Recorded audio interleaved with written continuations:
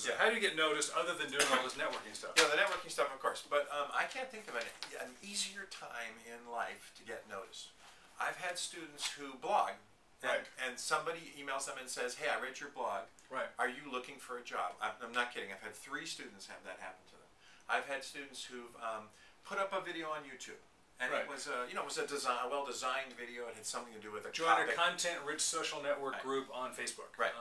And they get go to conferences. Talk to the speaker afterward. I had a student who had his portfolio online, and he got a call from some guys. He came in my office. He said, "Hey, I just got a call from some guy named Vinod Koshla, some guy named Scott McNeely, and some guy named Pierre Lamont, and they have a startup, and they saw my portfolio online. Those are 2 of the most powerful venture capitalists and the founder of Sun Microsystems. And they think I should maybe interview. What do you think? Have you ever heard of these guys?" And they go, "You didn't Google them?" So if God calls you, answer the phone. So it's really easy to get noticed nowadays, and because and I don't think you do it. This isn't like, well, I think I'll join. I think I'll go build houses in Africa so I can get into Stanford. Right. This is, I'm actively engaged in the community of my practice, the things that I love to do. Doing the stuff I do anyway. I'm just blogging and making it visible, or I've got my portfolio online, or I'm posting to YouTube.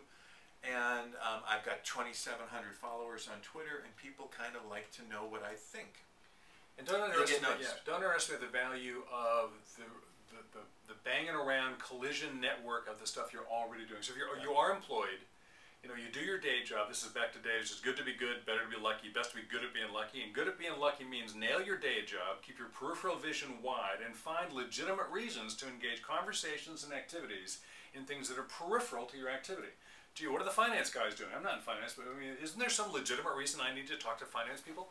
Come up with ways to legitimately doing that without neglecting your day job. And you will demonstrate yourself to people in a variety of ways, and that will start getting, it's kind of a worker's version of networking that gets you more noticed, not only within the company, because oftentimes the next cool job is within the same organization, or within one of their partners, or one of their vendors, or the place that the CFO's wife works. And then don't give up on the corny stuff. Like I have a couple students who joined Toastmasters, which is a club just designed to learn public speaking, and they've gotten opportunities that way. Or they're Boy Scout leaders, or they're doing something in their community. They're volunteering to be Scout troop masters or soccer. Go be an assistant soccer coach, and guess who comes? All the executives whose kids are on the team. Exactly. That's really okay. Kind of back to networking, but be engaged in the world. People will notice you.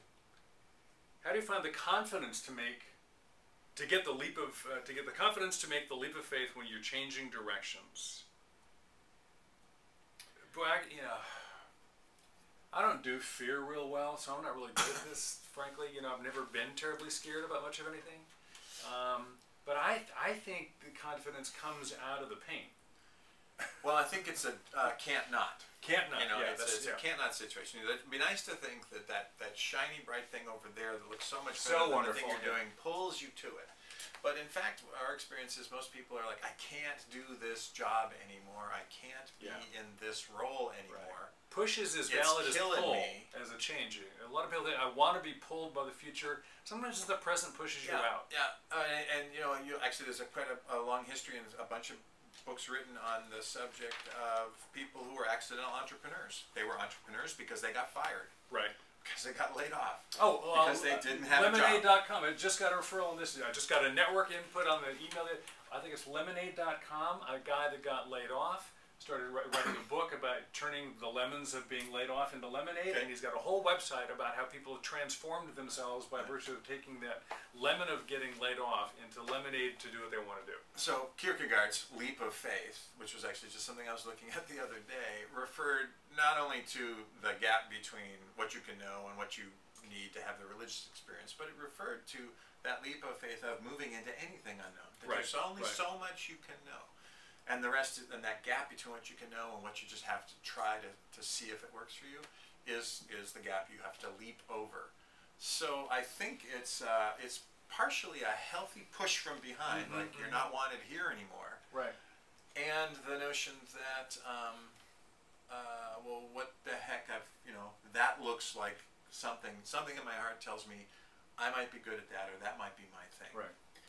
And if you consider it a prototype in the next generation, I think the confidence required goes down. There's this notion that courageous people just are different from not courageous people.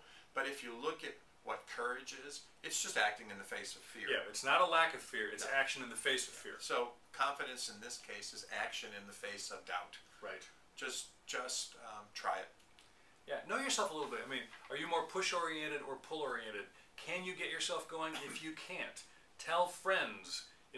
Ask me every 3 weeks about whether or not I've quit yet, or whether or not I've, started, I called up that woman and asked her, whatever it is you need to be more courageous about, enlist some help. You don't have to do this by yourself. Know how you get things done, and then set yourself up to win. Play the game of you to win. What do you do when you get stuck? Well, stuck is what everybody gets, right? This is my phrase, is the only difference between a designer and a regular person is everybody gets stuck. Designers just have 100 ways of getting unstuck. Yeah. You get unstuck by acting differently. It's not a matter of cognitively thinking your way through the problem.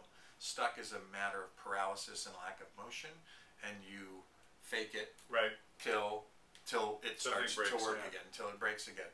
So all of the brainstorming techniques, all of the mind mapping techniques, all of the discernment techniques that we've taught are ways of getting unstuck. Reframing a problem, turning the question that you're wrestling with into the answer, or just simply reframing the problem, giving yourself the opportunity to look at it like a friend would look at it for you. You know how you can see when your friend's stuck and you can say, you know what you ought to do, Dave? You ought to do this and this and this. Sit down and have a meeting with yourself and see what counsel you give yourself. The other thing maybe we didn't cover in class so much, sometimes if you're really stuck because you're on the problem, you're stuck with the relationship, you're stuck with the finances, you're stuck with the job, and you've got to solve that problem, and it's staring you in the face and you don't want to, or you're out of ideas. If you go indirect, what if you change something that isn't nearly so hard? You say, okay, well now at the time I'm going to get a road bike and learn how to get into boat. You do something else that's different, which is not nearly as hard as the thing you're stuck on, and you just go with that for 2-3 weeks. And then because you're changing the game, you're just changing the furniture a little bit before you have to paint the wall, right? Because you don't want to paint the wall; it's too much work. And then if you could, maybe that will loosen it up a little bit. And 2 weeks into having finally started, cycling, or I made a movie. I wanted to make a home movie.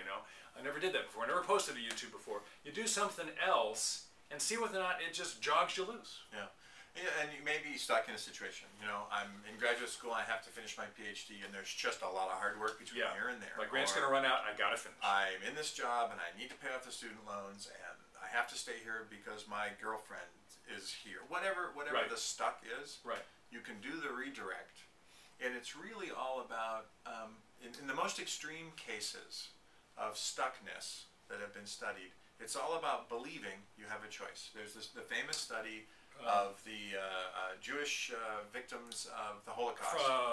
Viktor Frankl. Yeah, Viktor Frankl. People who were in the concentration camps, and people who survived, and people who didn't. And the only difference really between the people who survived and the people who just could not survive in that environment was the people who survived believed they had a choice. The one choice that Frankl identified that they recognized they never lost was, I always get to choose how I react to what you're doing to me. Yeah.